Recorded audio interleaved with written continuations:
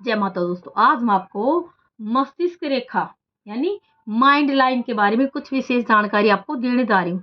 अगर आपको मेरे द्वारा दी गई जानकारी अच्छी लगे तो इस वीडियो को लाइक करें, शेयर करें, साथ ही अपने चैनल को सब्सक्राइब करें। तो जैसे मस्तिष्क रेखा होती है यानी माइंड लाइन, इसको अंग्रेजी में एड लाइन भी कहते हैं तथा हिंदी में इसको धन की रेखा, कोश रेखा, पालिका रेखा, बुद्धि रेखा, शीश की रेखा, प्रज्ञा रेखा अथवा मात्र रेखा से भी जानते हैं, जहाँ इसको मात्र रेखा के नाम से भी जाना जाता है। तो इस रेखा का जो प्रारंभ होता है वो बृहस्पति पर्वत के ऊपर से होता है। अधिकांश हाथों में जीवन रेखा और मस्तिष्क रेखा का उद्गम एक ही स्थान से देखा गया है, परंतु कई हाथों में यह उद्गम एक ही न होकर पास पास भी होता है। यह रेखा अतिलिक दो भागों में बांटती हुई राहु और हर्षल क्षेत्रों को अलग अलग करती हुई बुध क्षेत्र के नीचे तक चली जाती है। इस पूरी रेखा को मस्तिष्क रेखा कहते हैं।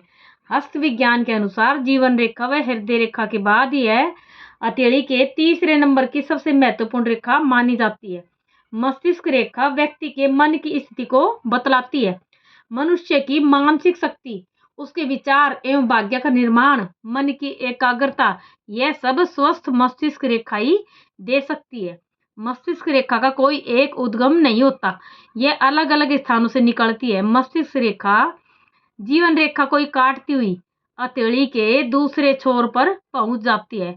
यह अनुकूल नहीं मानी जाती, ऐसी रेखा अच्छी नहीं मानी जाती, क्योंकि ऐसी रेखा जीवन रेखा को काट कर जो चलती है और इस प्रकार का चिन्ह मानव जीवन में दुर्घटना का संकेत देता है।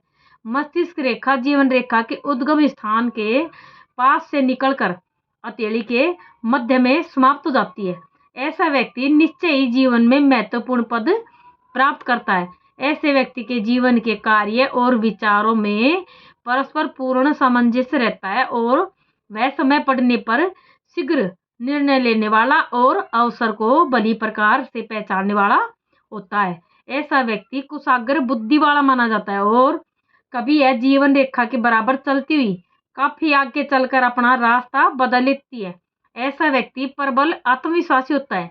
जीवन में आय के स्रोत एक से अधिक होते हैं, यद्यपि कई बार उसके मन में हीन भावना का भी आगमन होता है, परंतु फिर भी वह अपने पुरुषार्थ के बल पर जीवन में सफल हो जाता है।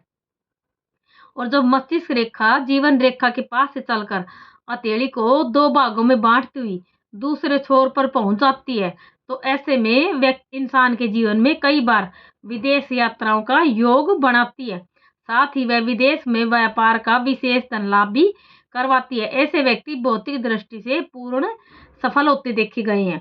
मस्तिष्क रेखा और हृदय रेखा आपस में मिलती हुई चलती हैं, तो ऐसा इंसान बहुत ज्यादा कठोर, निर्दयी और भावना शून्य। एक प्रकार से इन व्यक्तियों के पास हृदय नाम की कोई चीज नहीं होती। अधिकतर अपराधियों के हाथों में इस प्रकार का उद्गम सहज ही देखने को मिल जाता है। और यदि इस प्रकार के हाथों में मात्र मस्तिष्क रेखा ही हो किसी हाथ में और हृदय रेखा दिखाई न दे, तो या फिर हाथ में मस्तिष्क रेखा या हृदय रेखा परस्पर मिल गई हो, तो एक दूसरे से लिपट गई हो, तो ऐसा व्यक्ति जीवन में कई हत्याएं करता है या फिर भयंकर डाकू चोर लुटेरा बनता है। जय माता दी।